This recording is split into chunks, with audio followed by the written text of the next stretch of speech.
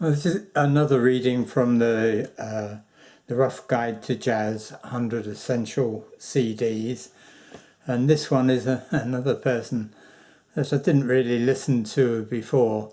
She's seemed to me to be one of these modern people who is not among my usual selection of listening.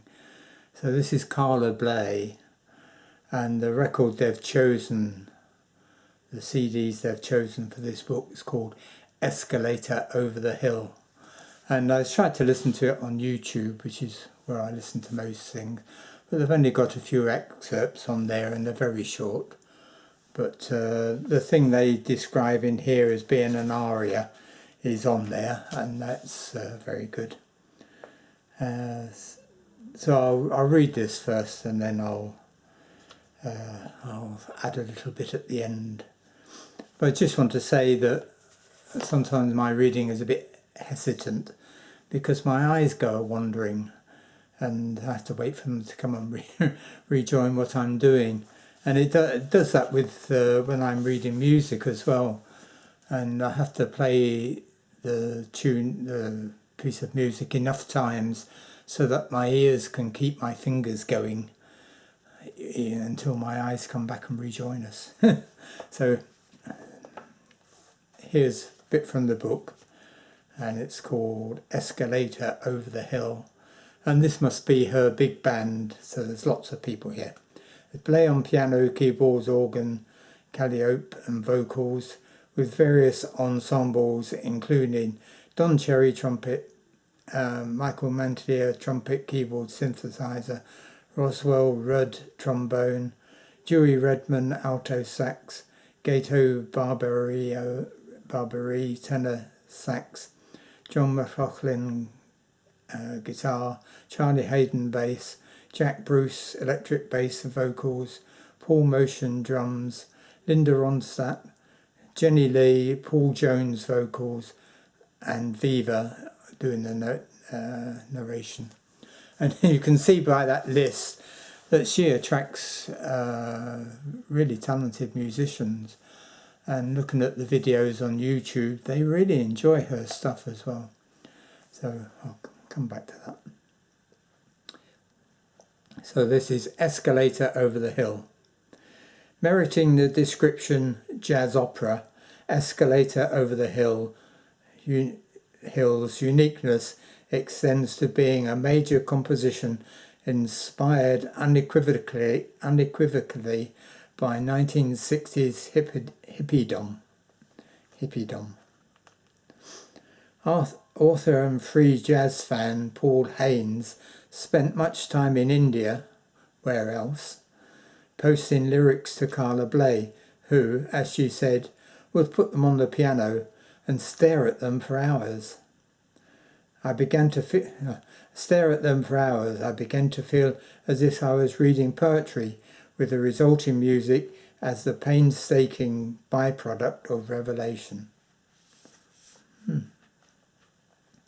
Released by coincidence at the same time as Tommy, The Who's rock opera, it took any number of recording sessions between 1968 and 1971 to complete, and that must be why there's so many people on it. There were overdubs galore, and although she adapted it much later for public performance, with Haynes himself handling the narrative links read here by actress Viva, a live show was very far from Bley's mind.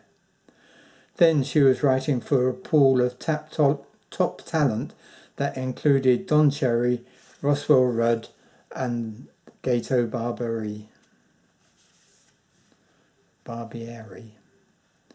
The two latter soloists dominate the imposing Hotel or Overture. This introduces elements from the main work, during which both melodies and musicians will identify different characters in the best Wagnerian tradition. Ignoring unities of time and space, the action switches between a grotty New York hotel, represented by an eerie waltz, and the Indian subcontinent, the gossamer plot revolving around the relationship between Ginger, Linda Ronstadt, Jenny Lee, taking those parts, and Jack, Bruce. Impenetrable, perhaps, but enhanced massively by the setting. How many operas, after all, derive their enduring appeal from the libretto? A trombonist who skipped apparently straight from Dixieland to the avant-garde, Rudd's tonal resources are utilised straight away during the mournful opening motive. Barbieri counters at once.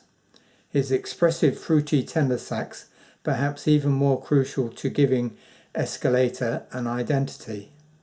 Comparisons with Stan Getz may seem far-fetched, but both excel at presenting a tune. In Barbieri's case, via a broad and gravelly tone, which grows incandescent as he stretches for the high notes. Sizzling examples halfway through the overture presage his spot in Small Town Agonist, the final track on the first of the 2 CDs.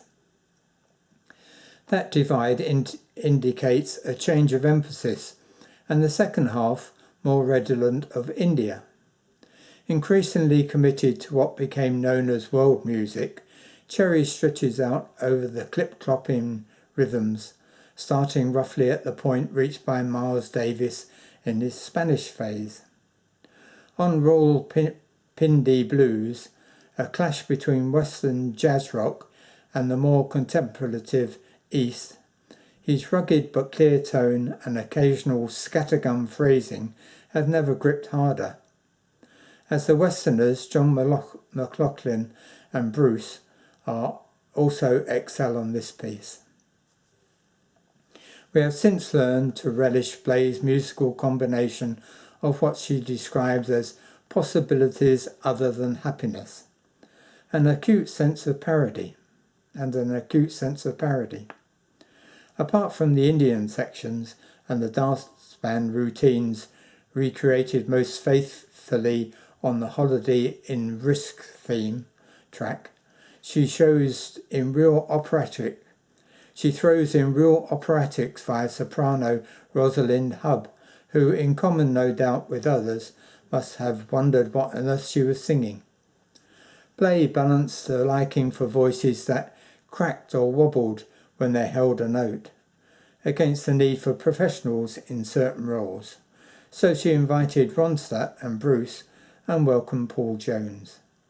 They do a splendid job, with Ronstadt's Why being Escalator's one true aria. And that's probably the longest bit on YouTube that I could find anyway.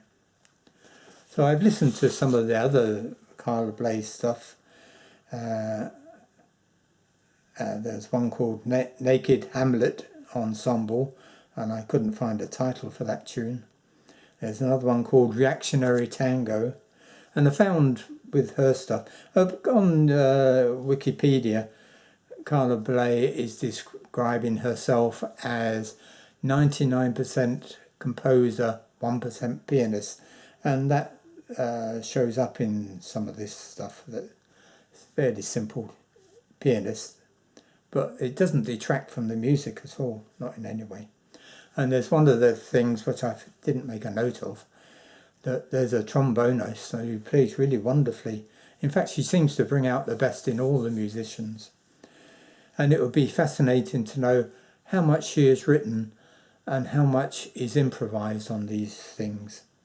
And there's one I particularly like, the longest thing part on there, and it's about half an hour long, and it's from a concert she did rather than a CD, and it's called Andando el Tiempo, and it's with Steve Swallow as usual, which is her favourite bass player, and Andy Shepherd on tenor sax and soprano sax.